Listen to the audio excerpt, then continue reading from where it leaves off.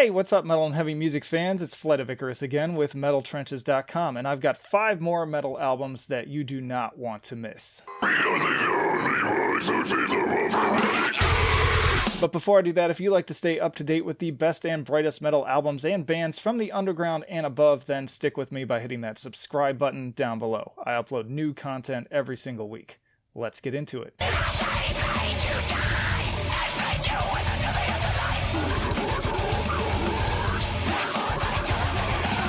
Alright, first up we've got Australian progressive deathcore newcomers Babirusa challenging the Kings for the Throne with Humanoid. Humanoid is a science fiction concept record focused around main character 343. Greetings. I am 343 Guilty Spawn. Monitor instant. And his journey between reality and the cybernetic world, leaving him to ponder his own existence and what it means to be human. As you might know from my interview with Necropanther, definitely recommend checking those guys out, I am such a sucker for these kinds of concept albums, and sci-fi in general, really. From Blade Runner to Coheed and Cambria, I'm all in. So speaking of which, I wouldn't be at all surprised to find out that Babarusa are fans of the latter, as the android-like spoken word segments could have come straight out of the first few albums. But as for the music, it's anything but. This is deathcore to the core. Deathcore? Anyways, expect an excellent balance of tech and groove, perhaps best encapsulated by the third single, Catatonia. As mentioned in my standalone reaction for this track, it features some seriously infectious start-stop riffs, complemented by an always head bob-inducing rhythm.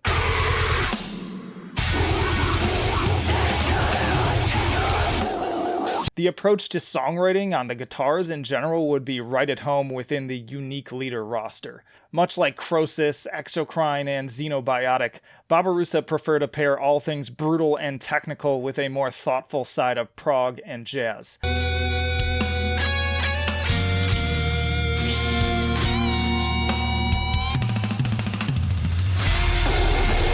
I'm also a huge fan of these vocals, which come courtesy of ex-Crowned in Flesh's Kyle Williams and ex-A Night in Texas Reese Peters. They are a flurry of larynx-splitting shrieks, croaky guttural lows, and punishing breeze that I'd hold up there with everything from Aborted to even Infant Annihilator in terms of both quality and diversity.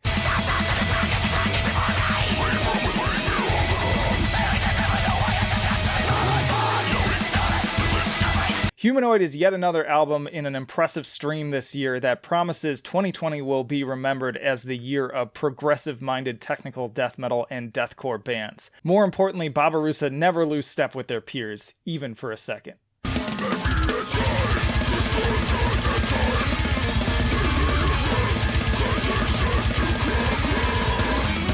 Alright, and keeping in that same vein, we've got German brutal technical death metal band Cytotoxin bracing for the fallout with more Chernobyl-influenced mayhem on Nuklearth via Unique Leader Records. As I've said a few times now on the channel, I'm generally not a big fan of the more brutal end of the technical death metal spectrum.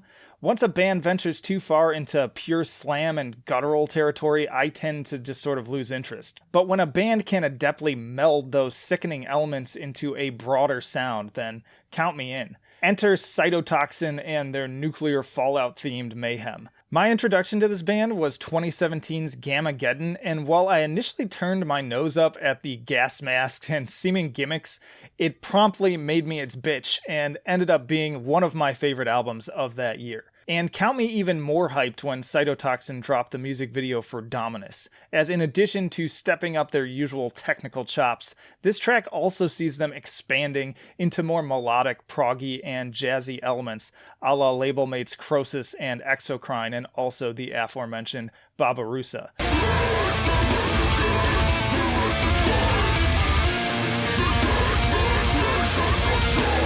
Much of this album still sticks to sickening gurgles and a snare tone that sounds like the head has reached critical mass, and speaking of which, the drum fills on this album are spectacular. But I really appreciate that the band is making steps to diversify and increase the complexity of their songwriting. But regardless of what you think about that, everything that was great before is still in top form.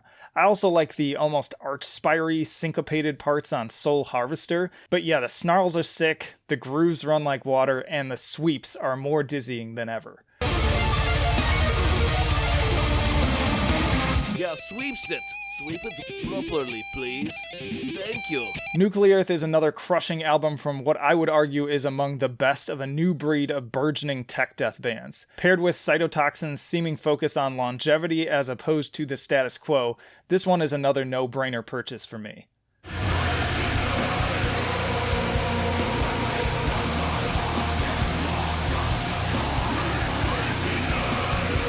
Alright, we're going to switch gears just a little bit here with the highly anticipated second installment of the Sons of Perdition series from Canadian black metal band Panzerfaust. This is Render Unto Eden via Eisenwald Productions. Having previously reviewed the first album in this 4-part series, War Horrid War, I had certain expectations which were ultimately scattered to the wind. Whereas part 1 was a relatively focused blast of scorn and aggression that was appropriate to the violent themes contained within, Render Unto Eden is a much more meditative and atmospheric outing filled with slow burns. The plotting arrangements, while built upon some very purposeful use of repetition and negative space, are highly engaging and even hypnotic in nature. I'm a frequent dissenter when it comes to the more droning atmospheric side of black metal in general, as it tends to lead me down the path of boredom, but fortunately in the same vein as masters like Shamash, Deathspell Omega, and Regarde les Hommes d'Amber, Panzerfaust know how to take the usual ingredients and combine them in perfect proportion.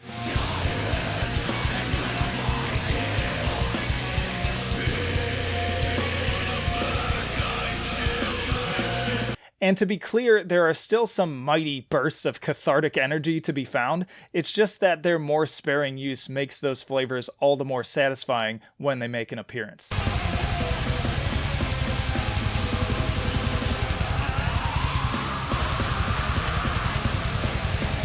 With this album series, Panzerfaust are making a strong case for why black metal listeners should really take notice of the band as a driving force in the modern state of the genre. But even on its own, Render Unto Eden is a beautifully dark and contemplative album that deserves your attention this year.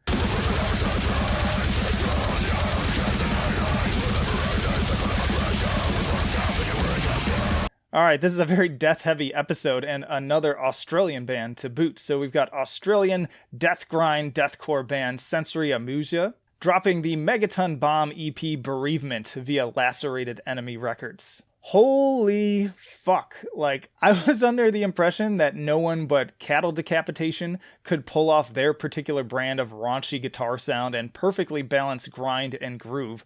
But lo and behold, here comes Sensory Amusia to prove me wrong.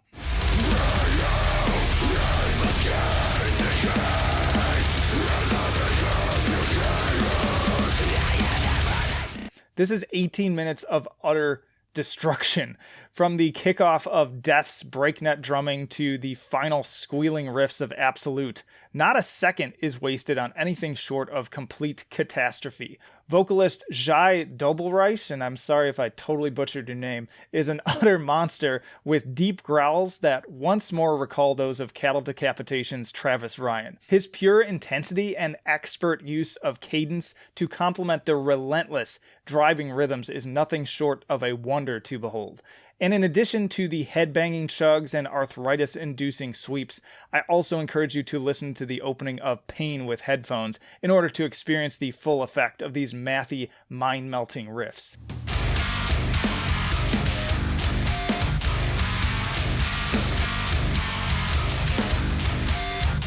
Add Bereavement to my growing list of heaviest releases and must-listen EPs of 2020. This is a truly sick offering from a band I'm excited to see grow in the future. We will be lifted up, John. Let this bring. Alright, and last but certainly not least, we've got early 2000s metalcore stalwarts Misery Signals back again with their new album Ultraviolet. Now, I'm going to kind of freestyle this one a little bit more because, honestly, Chris wrote a review on metaltrenches.com, and I just feel like I can't even touch it. I would highly encourage you go read it, but I just wanted to wrap on some of his points and some of my own thoughts, but I think he absolutely nailed it, so I will leave a link to that in the description as well. Also, he has more kind of context and history with the band, whereas I'm kind of a relative newcomer, which is weird, considering I lived and breathed metalcore around this time. Like Poison the Well, As I Lay Dying, all that stuff. Like I just consumed it like it was the only thing that mattered. And somehow, for whatever reason, Misery Signals just sort of slipped through the cracks for me. But in any case, he told me that this album was amazing. I trust his opinions, especially when it comes to metalcore and black metal.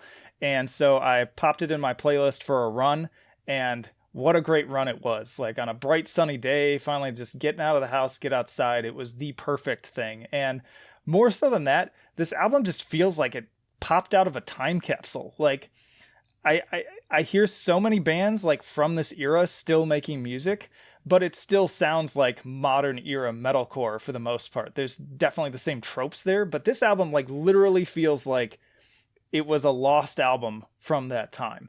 And I love that. Like it really caught me right in the feels. The nostalgia waves are strong, but it's also just a really great album. My understanding is that after 2013's Absent Light, they actually lost their second vocalist, Karl Schubach, and then the original singer, Jesse Zaraska, rejoined. And so I just did think that was interesting. Chris pointed out that this band went through a similar transition that Killswitch Engage recently went through, with Jesse coming back. I say recently, but that was fucking a couple years ago at this point.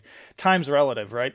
But yeah, he also points out that like they never seem to have any like padding or filler to their albums. And this is probably even more true for this album because it's 34 minutes and that runtime is perfect. Not a second of it is wasted. It's just from start to finish an experience, really. You kick things off with The Tempest, which is on the heavier side of the spectrum. So you've got those moments where you just want to like get intense and bang your head, and you've got those classic riffs going.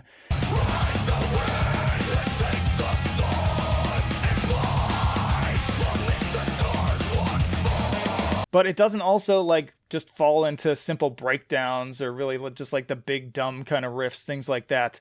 Tempo constantly shifts, and there's these lighter parts too. There's this balance of the melodic hooks and this shifting attack from the heavier instrumentation to these more kind of thoughtful moments, brighter flourishes, as Chris put it. And that's probably like the better than any wording that I could have come up with, especially on songs like Redemption Key and River King. And these melodic parts also reminded me a lot of like listening to Under Oath and Hopesfall back in the day. And again, like that gets me right here, because those were like my formative high school and early college days.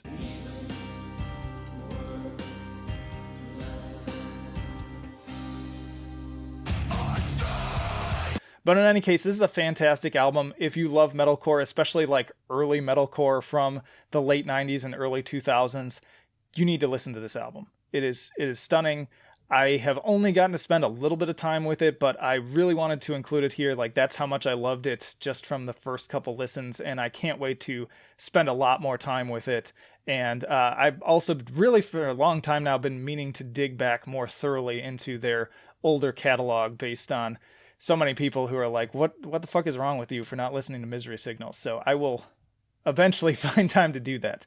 But yeah, that'll do it, y'all. 5 more albums that you do not want to miss from this year. And let me know down in the comments which one was your favorite. Why do you love it? Which one maybe on here you feel like is overrated or you didn't like as much, and share that with me as well. Let's get a discussion going down there. And also, are there other albums that absolutely blew you away this year that you want people to know about? And again, if you're new here, there is a whole series of these and plenty more too. Like tons of videos. There's my Bandcamp searches. There's also other album reviews, tier lists, the podcast where I actually get to interview these bands. So lots of reasons to stick around right after this one. And also, again, subscribe to the channel. Like the video if you enjoyed it. Also in the description, you can find links to all of our social media, the email newsletter, metaltrenches.com, where you can find even more written reviews and other content, and also the Patreon and Subscribestar. If you want to take that extra leap to becoming a full-on supporter, would really appreciate that. But that'll do it for now. Flight of Icarus signing off. I will see you in the trenches.